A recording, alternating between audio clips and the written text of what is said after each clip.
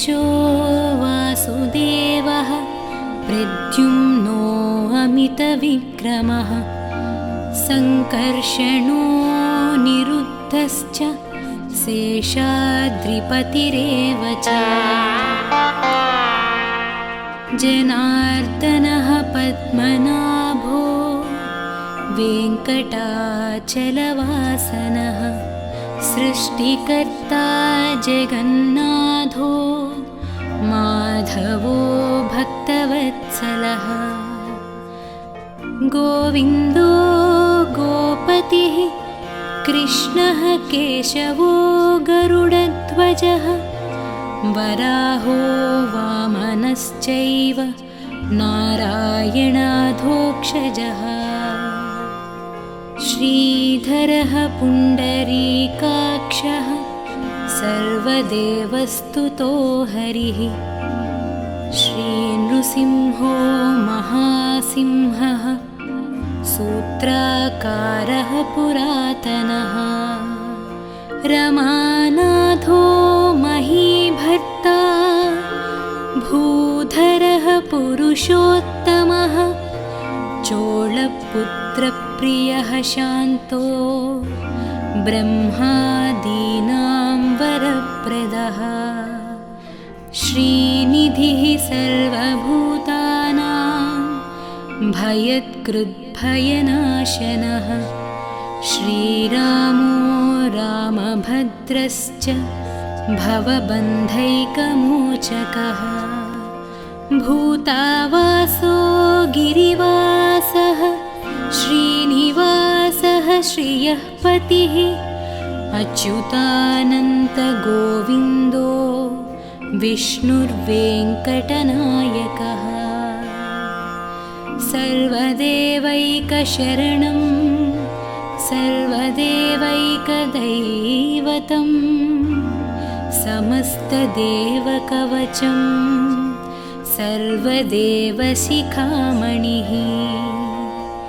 इतीदं कीर्तितं यस्य विष्णोरमिततेजसः त्रिकाले यः पठेन्नित्यं पापं तस्य न विद्यते राजद्वारे पठेद्घोरे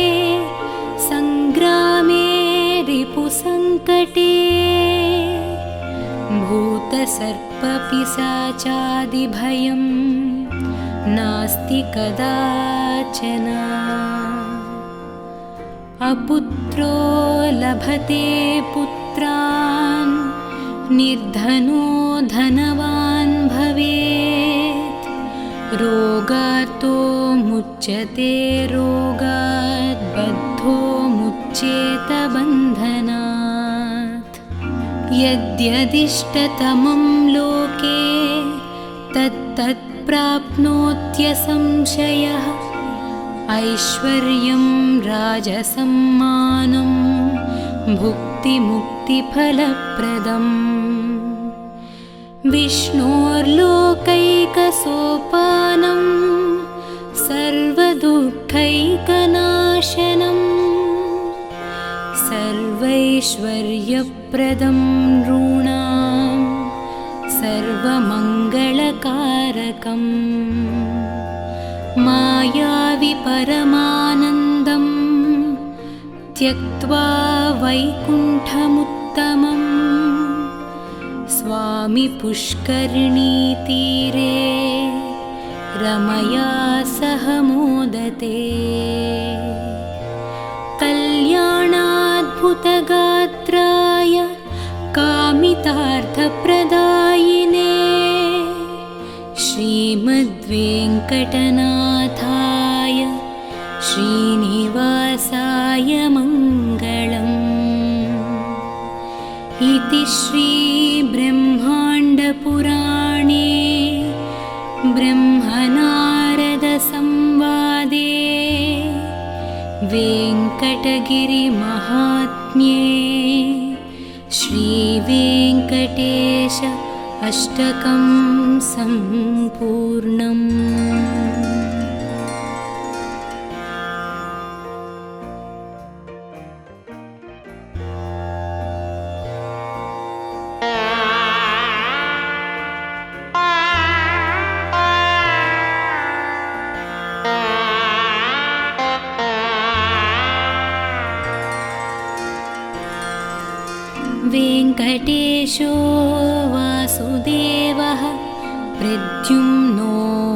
विक्रमः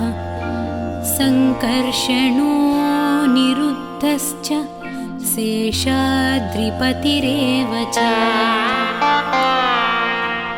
जनार्दनः पद्मनाभो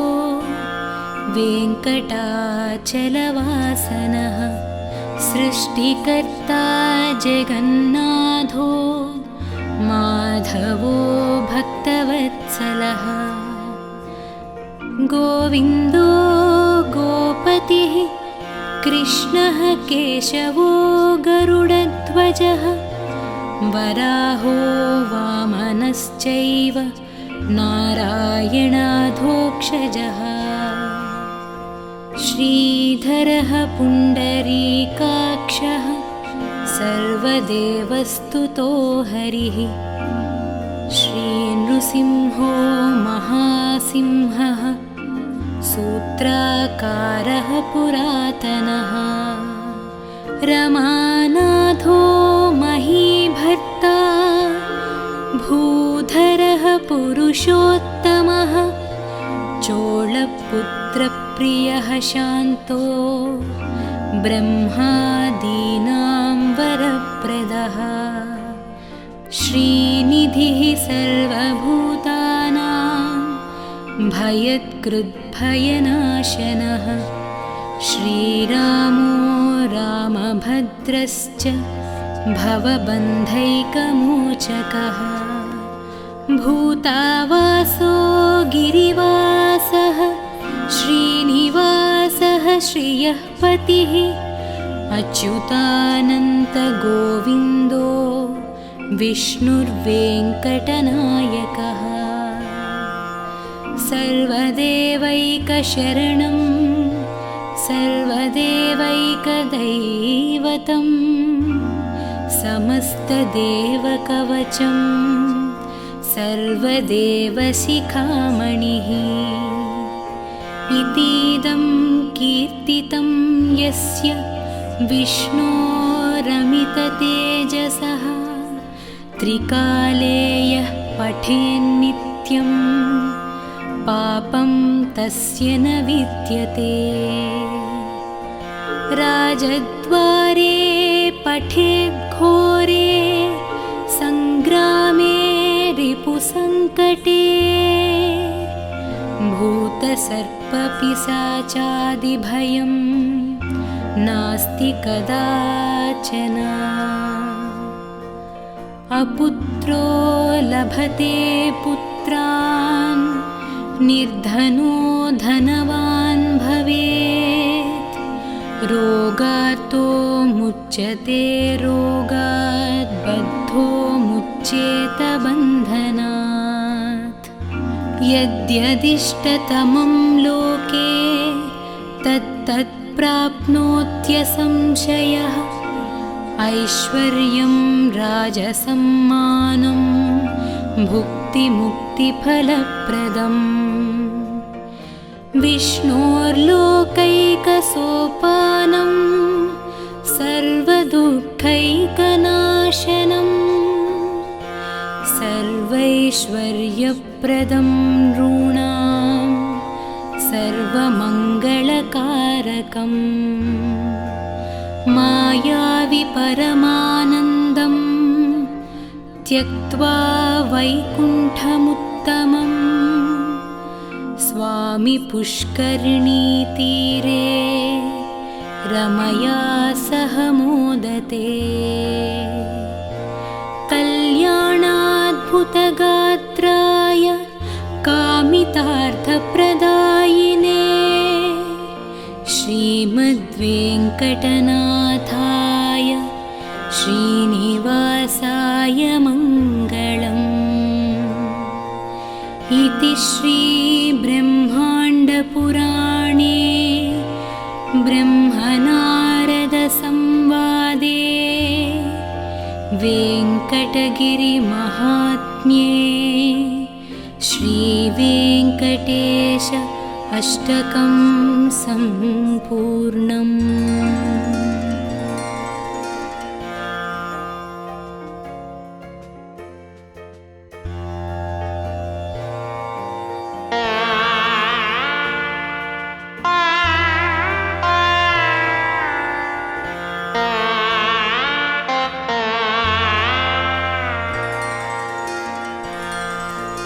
वेङ्कटेशो वासुदेवः प्रद्युम्नो अमितविक्रमः सङ्कर्षणो निरुद्धश्च शेषाद्रिपतिरेव च जनार्दनः पद्मनाभो वेङ्कटाचलवासनः सृष्टिकर्ता जगन्नाथो माधवो भक्तवत्सलः गोविन्दो गोपतिः कृष्णः केशवो गरुडध्वजः वराहो वामनश्चैव नारायणाधोक्षजः श्रीधरः पुण्डरीकाक्षः सर्वदेवस्तुतो हरिः श्रीनृसिंहो महासिंहः सूत्राकारः पुरातनः रमानाथो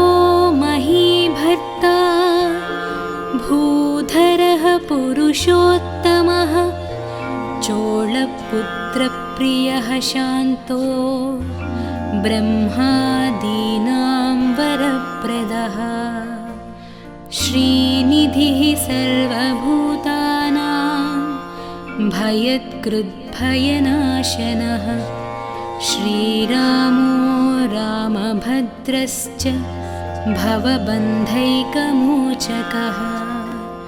भूतावासो गिरिवासः श्रीनिवासः श्रियः पतिः अच्युतानन्तगोविन्दो विष्णुर्वेङ्कटनायकः सर्वदेवैकशरणं सर्वदेवैकदैवतं समस्तदेवकवचं सर्वदेवशिखामणिः इतीदं कीर्तितं यस्य विष्णोरमिततेजसः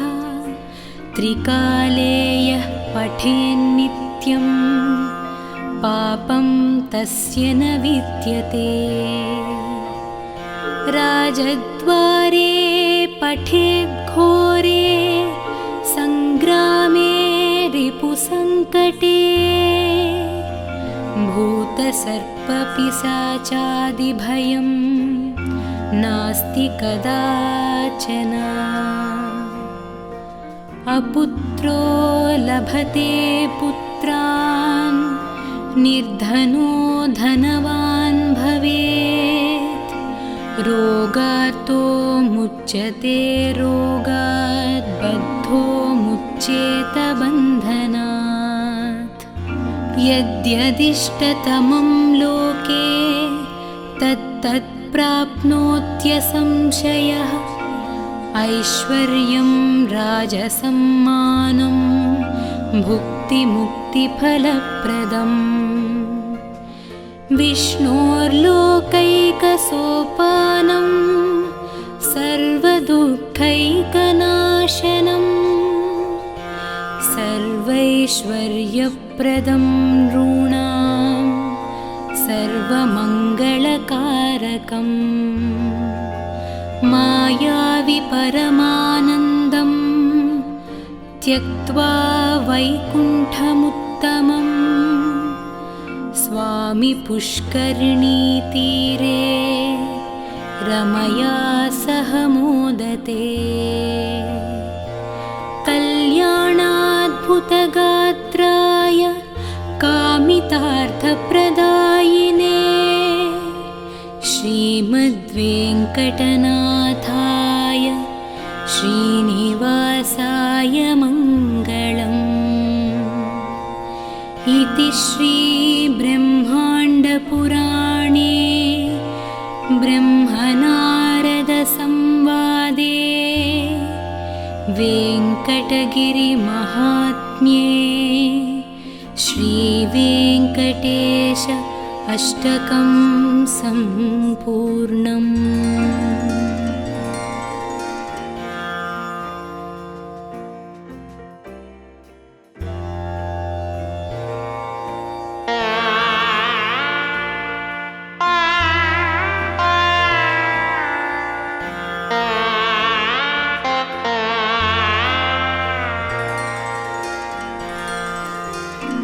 वेङ्कटेशो वासुदेवः प्रद्युम्नो अमितविक्रमः सङ्कर्षणो निरुद्धश्च शेषाद्रिपतिरेव च जनार्दनः पद्मनाभो वेङ्कटाचलवासनः सृष्टिकर्ता जगन्नाथो माधवो भक्तवत्सलः गोविन्दो गोपतिः कृष्णः केशवो गरुडध्वजः वराहो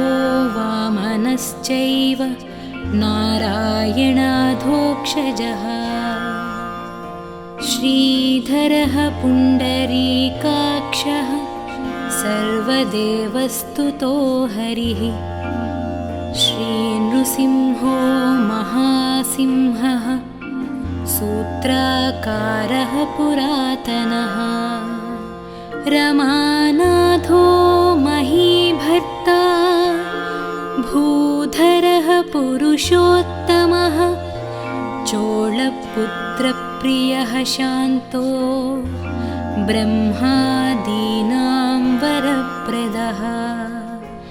श्रीनिधिः सर्वभूतानां भयत्कृद्भयनाशनः श्रीरामो रामभद्रश्च भवबन्धैकमोचकः भूतावासो गिरिवासः श्रीनिवासः श्रियः पतिः अच्युतानन्तगोविन्दो विष्णुर्वेङ्कटनायकः सर्वदेवैकशरणं सर्वदेवैकदैवतं समस्तदेवकवचं सर्वदेवशिखामणिः इतीदं कीर्तितं यस्य विष्णोरमिततेजसः त्रिकाले यः पठेन्नित्यं पापं तस्य न विद्यते राजद्वारे पठेद्घोरे सङ्ग्रामे रिपुसङ्कटे भूतसर्पपिशाचादिभयं नास्ति कदाचन अपुत्रो लभते पुत्रान् निर्धनो धनवान् भवेत् रोगार्तो मुच्यते रोगात् बद्धो मुच्येत बन्धनात् यद्यदिष्टतमं लोके तत्तत् प्राप्नोत्यसंशयः ऐश्वर्यं राजसम्मानं भुक्तिमुक्तिफलप्रदम् विष्णोर्लोकैकसोपानं सर्वदुःखैकनाशनं सर्वैश्वर्यप्रदं नॄणां सर्वमङ्गलकारकम् मायावि परमानन्दं त्यक्त्वा वैकुण्ठमुत्तमं स्वामि पुष्करिणीतीरे रमया सह मोदते कल्याणाद्भुतगात्राय कामितार्थप्रदायिने श्रीमद्वेङ्कटनाथाय श्रीनिवासाय मङ्गलम् इति श्रीब्रह्माण्डपुराणे ब्रह्मनारदसंवादे वेङ्कटगिरिमहात्म्ये श्रीवेङ्कटेश अष्टकं सम्पूर्णम्।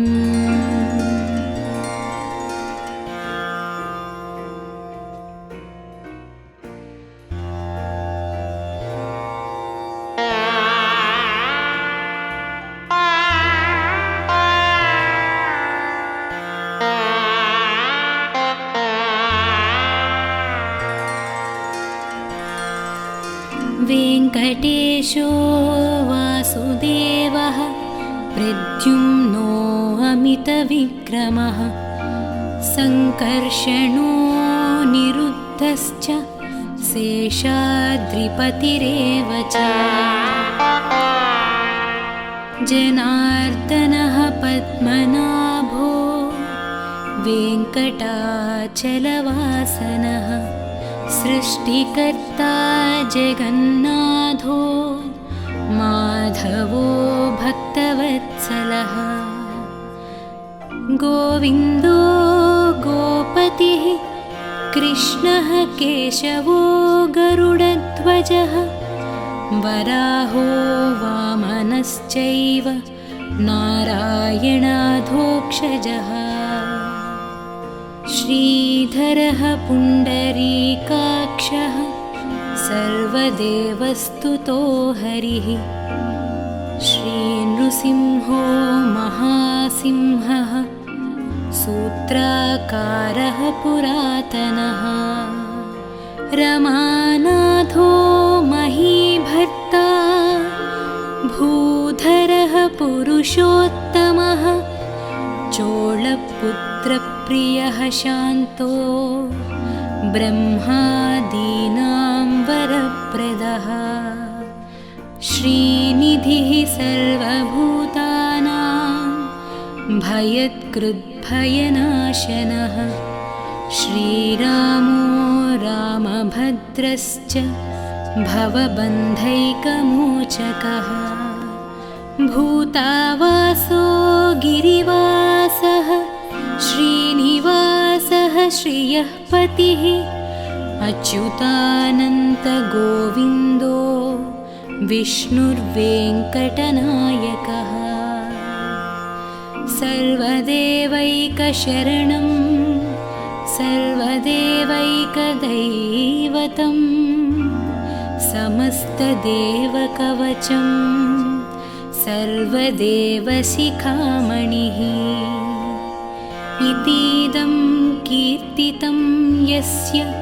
विष्णोरमिततेजसः त्रिकाले यः पठेन्नित्यं पापं तस्य न विद्यते राजद्वारे पठेद्घोरे सङ्ग्रामे रिपुसङ्कटे भूतसर्पपिशाचादिभयं नास्ति कदाचन अपुत्रो लभते पुत्रान् निर्धनो धनवान् भवेत् रोगार्तो मुच्यते रोगात् बद्धो मुच्येत बन्धनात् यद्यदिष्टतमं लोके तत्तत् प्राप्नोत्यसंशयः ऐश्वर्यं राजसम्मानं भुक्तिमुक्तिफलप्रदम् विष्णोर्लोकैकसोपानं सर्वदुःखैकनाशनं सर्वैश्वर्यप्रदं नॄणां सर्वमङ्गलकारकम् मायावि परमानन्दं त्यक्त्वा वैकुण्ठमुत्तमम् स्वामि पुष्करिणीतीरे रमया सह मोदते कल्याणाद्भुतगात्राय कामितार्थप्रदायिने श्रीमद्वेङ्कटनाथाय श्रीनिवासाय मङ्गलम् इति श्रीब्रह्माण्डपुराणे ब्रह्मनारदसंवादे वेङ्कटगिरिमहात्म्ये श्रीवेङ्कटेश अष्टकं सम्पूर्णम्।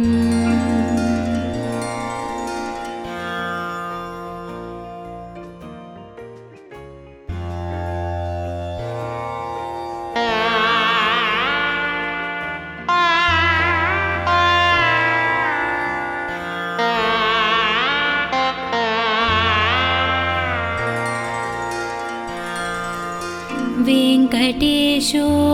वासुदेवः प्रद्युम्नो अमितविक्रमः सङ्कर्षणो निरुद्धश्च शेषाद्रिपतिरेव च जनार्दनः पद्मनाभो वेङ्कटाचलवासनः सृष्टिकर्ता जगन्नाथो माधवो भक्तवत्सलः गोविन्दो गोपतिः कृष्णः केशवो गरुडध्वजः वराहो वामनश्चैव नारायणाधोक्षजः श्रीधरः पुण्डरीकाक्षः सर्वदेवस्तुतो हरिः श्रीनृसिंहो महासिंहः सूत्राकारः पुरातनः रमानाथो महीभर्ता भूधरः पुरुषोत्तमः चोळपुत्रप्रियः शान्तो ब्रह्मादीनां वरप्रदः श्रीनिधिः सर्वभूतानां भयत्कृद्भयनाशनः श्रीरामो रामभद्रश्च भवबन्धैकमोचकः भूतावासो गिरिवासः श्रीनिवासः श्रियः पतिः अच्युतानन्तगोविन्दो विष्णुर्वेङ्कटनायकः सर्वदेवैकशरणं सर्वदेवैकदैवतं समस्तदेवकवचं सर्वदेवशिखामणिः इतीदं कीर्तितं यस्य विष्णोरमिततेजसः त्रिकाले यः पठेन्नित्यं पापं तस्य न विद्यते राजद्वारे पठेद्घोरे सङ्ग्रामे रिपुसङ्कटे भूतसर्पपिशाचादिभयं नास्ति कदाचन अपुत्रो लभते पुत्रान् निर्धनो धनवान् भवेत् रोगार्तो मुच्यते रोगात् बद्धो मुच्येत बन्धनात् यद्यदिष्टतमं लोके तत्तत् प्राप्नोत्यसंशयः ऐश्वर्यं राजसम्मानं भुक्तिमुक्तिफलप्रदम् विष्णोर्लोकैकसोपानं सर्वदुःखैकनाशनं सर्वैश्वर्यप्रदं नॄणां सर्वमङ्गलकारकम् मायावि परमानन्दं त्यक्त्वा वैकुण्ठमुत्तमं स्वामि पुष्करिणीतीरे रमया सह मोदते कल्याणाद्भुतगात्राय कामितार्थप्रदायिने श्रीमद्वेङ्कटनाथाय श्रीनिवासाय मङ्गलम् इति श्रीब्रह्माण्डपुराणे ब्रह्मनारदसंवादे वेङ्कटगिरिमहात्म्ये श्रीवेङ्कटेश अष्टकं सम्पूर्णम्।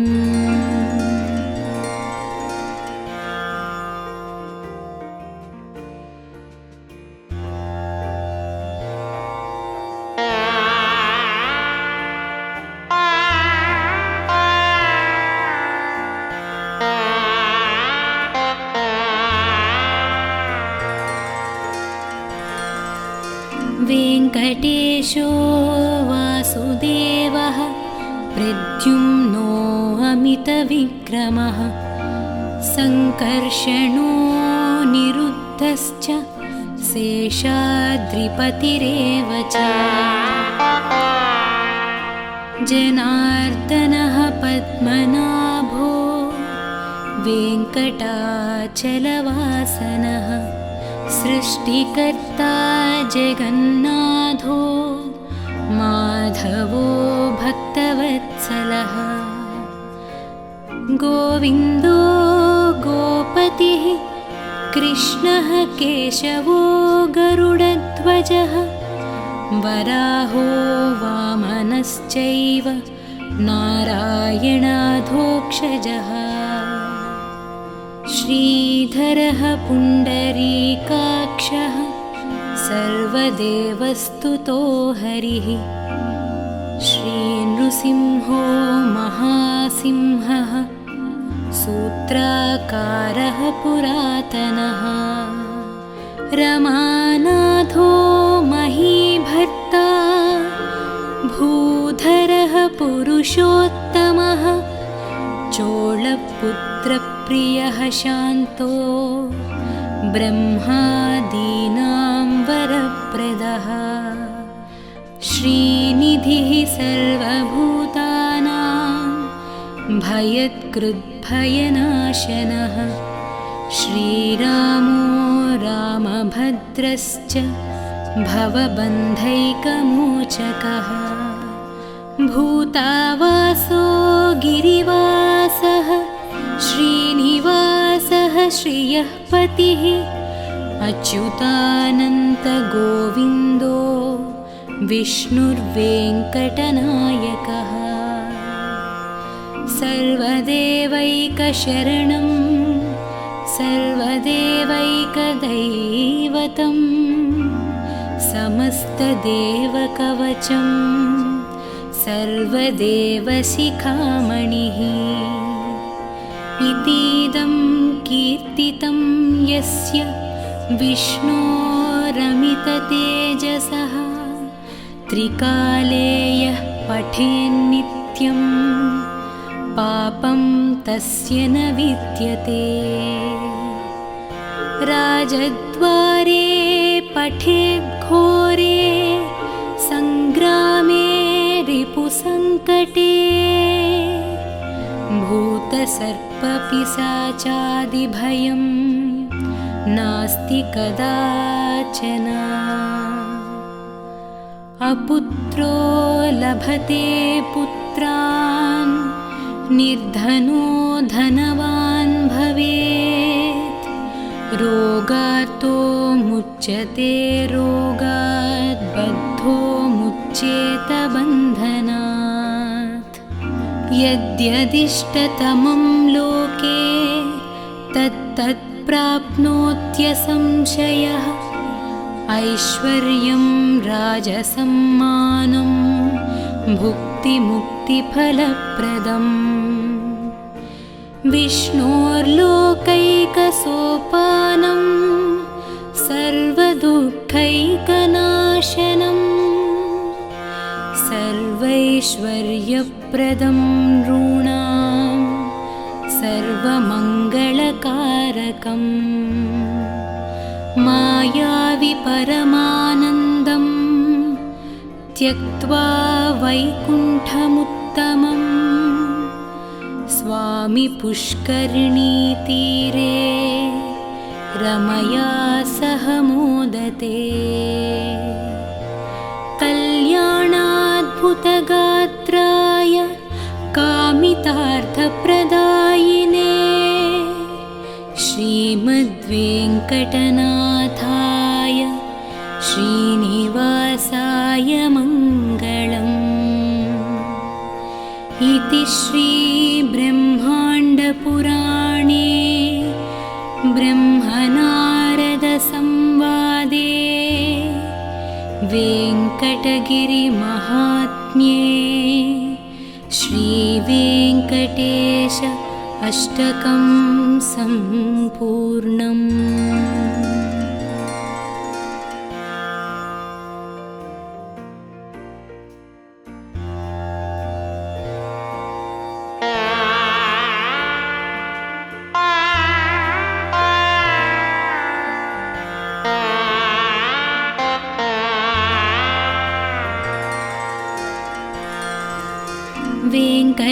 वेङ्कटेशो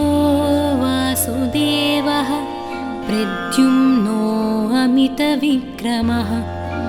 सङ्कर्षणो निरुद्धश्च शेषाद्रिपतिरेव च जनार्दनः पद्मनाभो वेङ्कटाचलवासनः सृष्टिकर्ता जगन्नाथो माधवो भक्तवत्सलः गोविन्दो गोपतिः कृष्णः केशवो गरुडध्वजः वराहो वामनश्चैव नारायणाधोक्षजः श्रीधरः पुण्डरीकाक्षः सर्वदेवस्तुतो हरिः श्रीनृसिंहो महासिंहः सूत्राकारः पुरातनः रमानाथो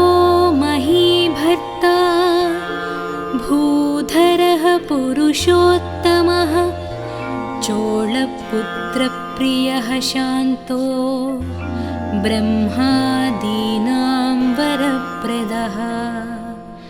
श्रीनिधिः सर्वभूतानां भयत्कृद्भयनाशनः श्रीरामो रामभद्रश्च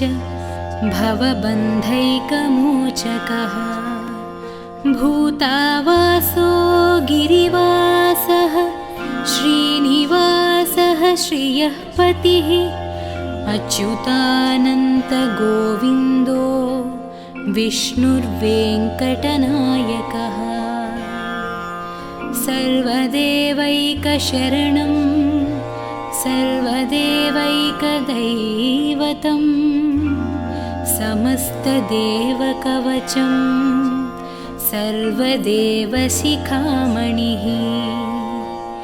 इतीदं कीर्तितं यस्य विष्णोरमिततेजसः त्रिकाले यः पठेन्नित्यं पापं तस्य न विद्यते राजद्वारे पठेद्घोरे सङ्ग्रामे रिपुसङ्कटे भूतसर्पपिशाचादिभयं नास्ति कदाचन अपुत्रो लभते पुत्रान् निर्धनो धनवान् भवेत् रोगार्तो मुच्यते रोगात् बद्धो मुच्येत बन्धनात् यद्यदिष्टतमं लोके तत्तत् प्राप्नोत्यसंशयः ऐश्वर्यं राजसम्मानं भुक्तिमुक्तिफलप्रदम् विष्णोर्लोकैकसोपानं सर्वदुःखैकनाशनं सर्वैश्वर्यप्रदं नॄणां सर्वमङ्गलकारकम् मायावि परमानन्दं त्यक्त्वा वैकुण्ठमुत्तमं स्वामि पुष्करिणीतीरे रमया सह मोदते कल्याणाद्भुतगात्राय कामितार्थप्रदायिने श्रीमद्वेङ्कटनाथाय श्रीनिवासाय मङ्गलम् इति श्रीब्रह्माण्डपुराणे ब्रह्मनारदसंवादे वेङ्कटगिरिमहात्म्ये श्रीवेङ्कटेश अष्टकं सम्पूर्णम्।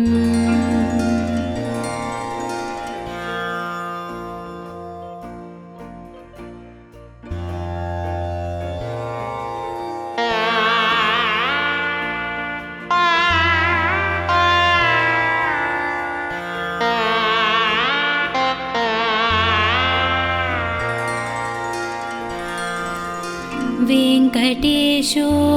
वासुदेवः प्रद्युम्नो अमितविक्रमः सङ्कर्षणो निरुद्धश्च शेषाद्रिपतिरेव च जनार्दनः पद्मनाभो वेङ्कटाचलवासनः सृष्टिकर्ता जगन्नाथो माधवो भक्तवत्सलः गोविन्दो गोपतिः कृष्णः केशवो गरुडध्वजः वराहो वामनश्चैव नारायणाधोक्षजः श्रीधरः पुण्डरीकाक्षः सर्वदेवस्तुतो हरिः श्रीनृसिंहो महासिंहः सूत्राकारः पुरातनः रमानाथो महीभर्ता भूधरः पुरुषोत्तमः चोळपुत्रप्रियः शान्तो ब्रह्मादीनां वरप्रदः श्रीनिधिः सर्वभूतानां भयत्कृद्भयनाशनः श्रीरामो रामभद्रश्च भवबन्धैकमोचकः भूतावासो गिरिवासः श्रीनिवासः श्रियः पतिः अच्युतानन्तगोविन्दो विष्णुर्वेङ्कटनायकः सर्वदेवैकशरणं सर्वदेवैकदैवतं समस्तदेवकवचं सर्वदेवशिखामणिः इतीदं कीर्तितं यस्य विष्णोरमिततेजसः त्रिकाले